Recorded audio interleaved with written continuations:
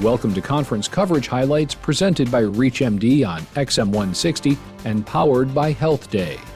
Conference coverage highlights features the latest clinical information and research findings from the American Psychiatric Association's 162nd annual meeting, which took place May 16 through the 21st, 2009 in San Francisco.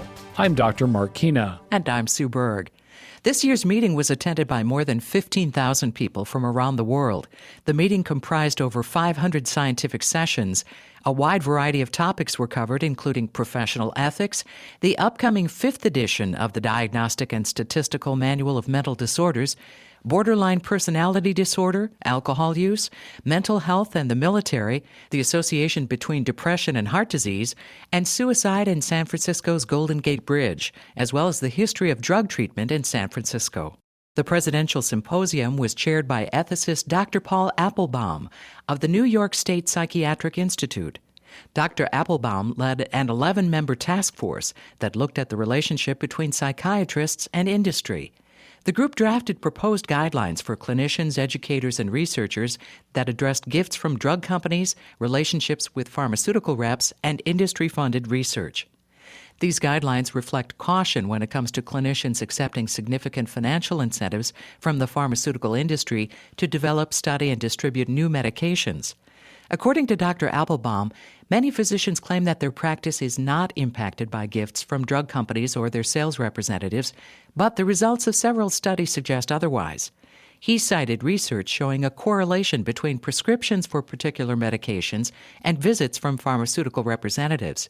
He also cited research showing that industry-funded research tends to produce findings favorable to industry. The guidelines advise clinicians against using only industry-provided slides and materials during talks to colleagues. They're advised to adhere to criteria established by the Accreditation Council on Continuing Medical Education. The 5th edition of the Diagnostic and Statistical Manual of Mental Disorders is scheduled for publication in the year 2012. When it's finished, the 5th edition of the manual will represent the culmination of 13 years of research planning, data collection and analysis, and stakeholder review. Conference attendees were able to learn about this process, the guiding principles behind the revision of DSM-5, as well as anticipated changes in the manual. One of the most anticipated changes in the 5th edition is a move away from a categorical model of mental disorder toward a dimensional model. A dimensional model classifies patients across a spectrum which ranges from mild to severe. A significant issue faced by those crafting the 5th edition is the question of whether to include or delete gender identity disorder from the diagnostic manual. More than one session was devoted to this issue, including a session entitled In or Out, a discussion about gender identity diagnosis and the DSM. A second session was titled Beyond Conundrum, Strategies for Diagnostic Harm Reduction, and a third explored Aligning Bodies with Minds, the case for medical and surgical treatment of gender dysphoria. Attendees had multiple opportunities throughout the conference to meet with the experts who are developing the DSM-5, including a town hall-style meeting in which attendees' questions, concerns, and complaints were addressed.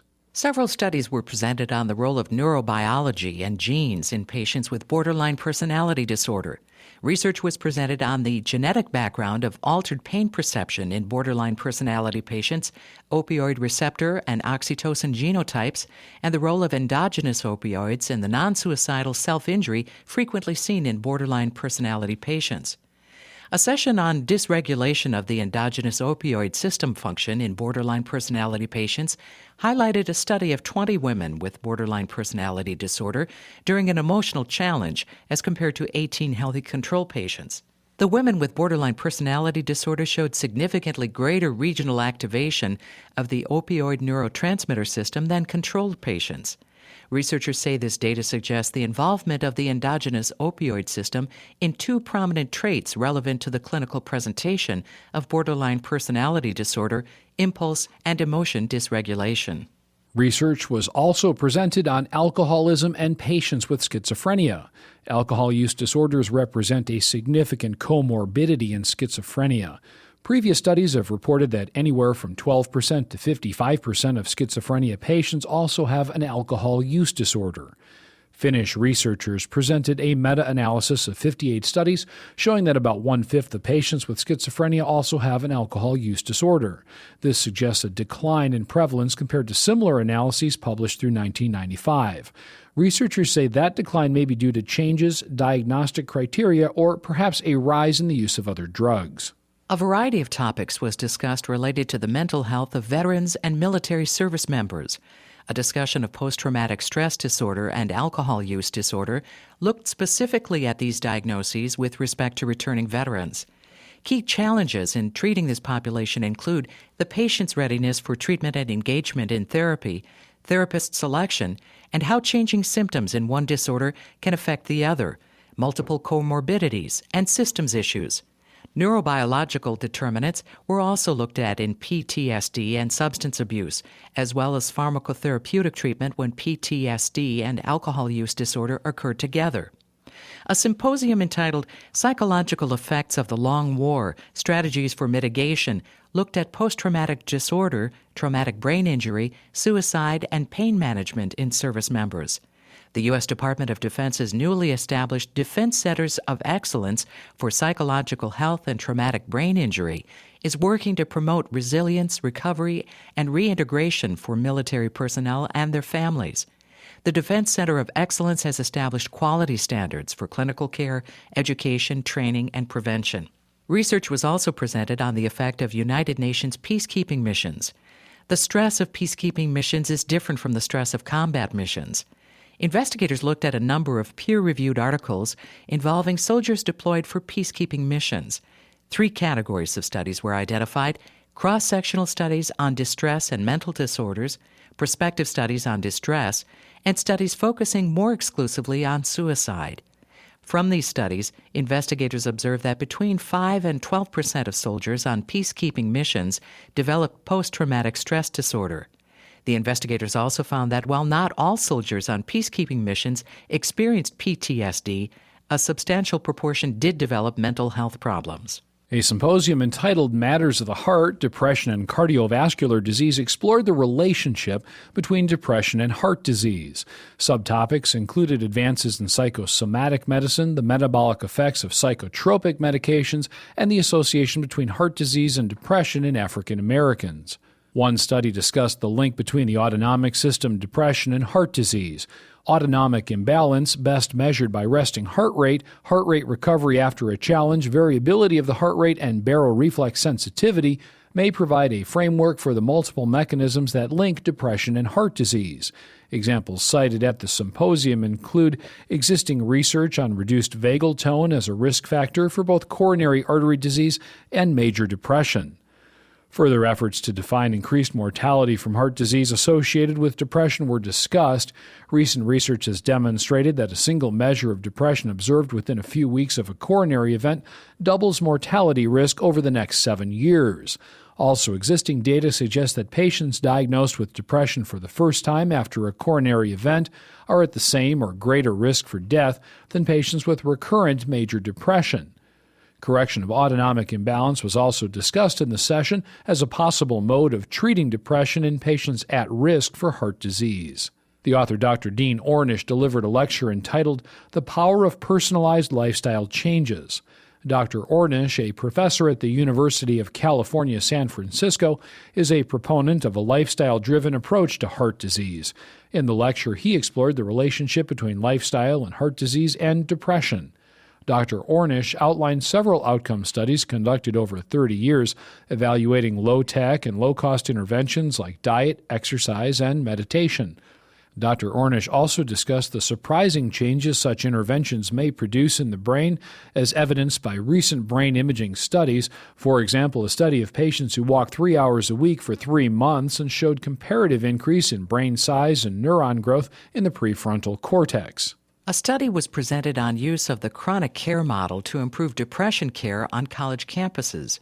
Over the course of 12 months, 8 university health centers worked together to achieve 7 quality goals for evidence-based identification and treatment of depression.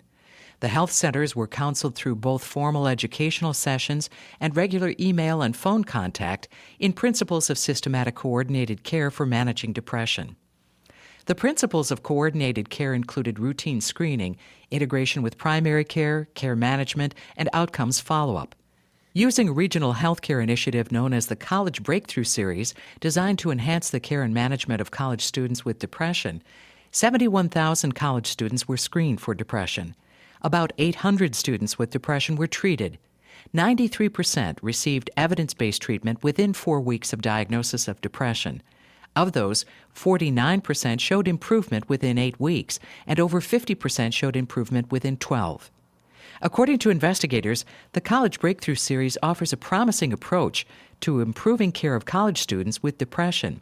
Earlier data on the College Breakthrough Series suggested that treatment outcomes are improved by earlier intervention and coordinated transition into treatment and a systemized approach to continuing treatment. The study was funded by the Aetna Foundation and the New York Community Trust. In another study, investigators looked at suicide among female veterans. An earlier study by the same authors suggested that female veterans might be at increased risk for suicide compared with other women. The objective of the study presented at the meeting was to refute or confirm those earlier findings. Investigators compared the number of suicides among female veterans and women who were not veterans. They used data provided by the 2005 Census Bureau American Community Survey and from the 2005 National Violent Death Reporting System, which compiles data on violent deaths from death certificates, coroner reports, and interviews with surviving family and friends. Among female veterans, the suicide rate was 11.3 per 100,000 women per year versus 5 per 100,000 women per year who were not veterans. These findings supported the researchers' earlier results, suggesting an increased risk in suicide compared with other women. They advised clinicians to assess female veteran patients for suicide risk, regardless of age or ethnicity. Researchers in Denmark looked at the quality, advantages, and disadvantages of telepsychiatry in a cross-cultural population. Between 2005 and 2007, national and international telepsychiatry services were established between Denmark and Sweden in order to provide access in the native language of asylum seekers, refugees, and migrants in need of psychiatric services. A psychiatric care center in Copenhagen was connected via video conferencing with 2 hospitals, one asylum seeker center and one social institution located in Denmark, as well as the Swedish department of the psychiatric center.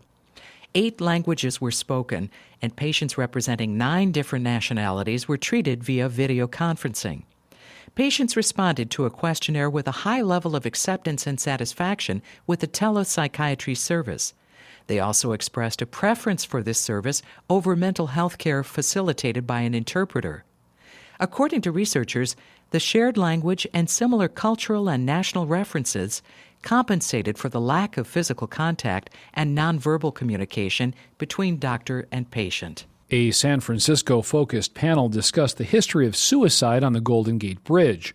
More people have committed suicide from the Golden Gate Bridge than any other bridge in the world, with an average of 2 new suicides per month. Over 1,200 people are known to have committed suicide by jumping from the Golden Gate Bridge since it was built in 1937. The panel discussed the Psychiatric Foundation of Northern California's Bridge Barrier Task Force, which was created in 2004 to educate the public about suicide. At the urging of the task force, plans are underway to erect a suicide barrier on the Golden Gate Bridge. Speakers on the panel included family members of people who committed suicide from the bridge, a survivor of attempted suicide, the county coroner, and the chief engineer of the Golden Gate Bridge. And a San Francisco-focused panel discussion focused on lessons learned in San Francisco from the drug culture of the 1960s regarding drug addiction, treatment, and long-term recovery, and the relevance of those lessons today.